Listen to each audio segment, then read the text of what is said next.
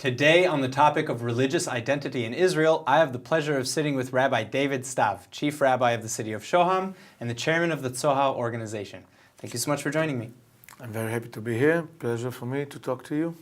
So, for those of us who are not familiar with the Tzohar organization, can you speak a little bit about what that is? Tzohar is a rabbinic organization that was established 20 years ago in order to try to bridge gap between societies, especially between observant and non-observant people. Our concern is to preserve the unity and the uniqueness of Israel as a Jewish state and one united state. So I'd actually like to touch upon that a little bit later, but first of all, if the Tzohar movement is founded on halachic Jewish law and Orthodox, practices, how does it attract people who aren't necessarily, attracted to Orthodox practices? Where do you get these people who come to you? The vast majority of the Israeli society, although it's not observant in the Orthodox meaning of being observant, but yet they want to be inspired by Jewish sources, they want to be inspired by Jewish heritage. And when we expose them to Judaism in a way that is relevant to them and resonates to them, and we perform the weddings for them in a way that they feel that they could ask questions and they are answered in a proper way, and they meet rabbis in their homes and bride counselors in their home, and they feel that they are welcomed and embraced, I think the vast majority of the Israeli society loves it, and they vote in the foot. I mean, they keep on coming to us. So I get that, that kind of brings me to my next question is the Tzohar organization is essentially working opposite the rabbinic council, the Chief Rabbinate in the country. So, why is that necessary? What's wrong with the Chief Rabbinate? I think that monopoly, wherever it exists, even among government officers, is a precise recipe for bureaucracy and sometimes for corruption. Now, when it comes to income tax or to other services that the government has to provide, okay, so we have no other choice. But when it comes to religious services and the secular people feel that they don't get the right treatment, we have to create a kind of competition within the system. So Tzohar, for instance, myself, I am the chief rabbi of the city of Shoham, and it's an official position on one hand. On the second hand, we challenge the system by encouraging the couples to come to Shoham versus other cities because we show them that we have a better way to treat them. Time is time, and our rabbis don't charge money when it's not legal and it's not permitted, etc., etc. And people come and feel that that's the place that they are inspired by. So, is there enough competition, would you say, or with between Tzohar and the Chief Rabbinate and I don't even know how many other organizations? I think that today the competition is between the local rabbinates themselves. The fact that the rabbinate of Ramat Gan and Yerushalayim and Tel Aviv and others try to advertise and to invite couples to come to them and tell them that they will be not less nice than in Tzohar. This shows that we achieved our goal.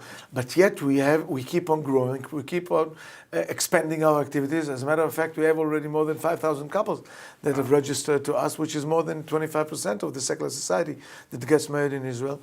I believe that the competition is necessary, and I believe that the competition will prove it. That's incredible. So, all right, so moving on to some current events. I'm sure that you're familiar with the current bill that's being pushed against the egalitarian prayer space at the Western Wall. So my question for you is twofold. First, the bill to create the egalitarian space was passed nearly a year ago, and it was never even begun. So, how can the Knesset ignore the will of the people? Look, it's not a question for me because it's a question for politicians, but I would say the following. The structure of the coalition in Israel is built in a way that 10 or 15% that care about something, and that's the most important thing that they care about, they will have the right to decide who will be the prime minister, and the prime minister has no other choice but to give up to them. Now, if you ask me, in principle, what do I think about any kind of legislation regarding the Wailing Wall? I believe that any religious legislation is not good for the health of the Israeli society, and I believe that everything has to be achieved by dialogue and by agreement with all sides, with all partners, that should sit around the table. I believe that if people want to find a solution from all sides, it could have been found already a long time ago.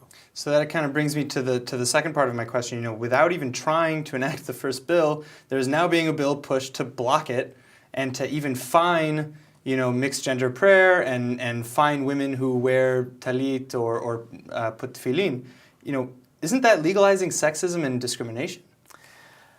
I think this bill has a bigger problem than what you mentioned. I think the fact that somebody tries to coerce people to behave in religious customs that he believes and to cancel and to fine and to punish if somebody behaves in a different way, it's against all the fundamental principles of a democratic society. I think it's unheard of that somebody that will do something that I don't agree with.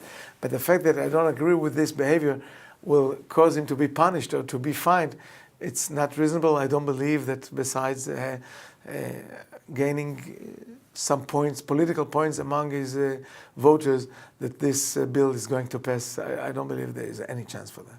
So, that's kind of, I have a follow-up for that. If you touched upon that it's, that you don't believe that that's fair in a democratic society, do you think that it's okay from a Jewish point of view? Look, it's fair that Jewish people will debate about Jewish issues. I mean, did you ever meet two Jews that agree with them between themselves? Every debate is legitimate. What is not legitimate is the fact that people will try to coerce their perception and their theology on others and to fine them and to punish them and to sentence them.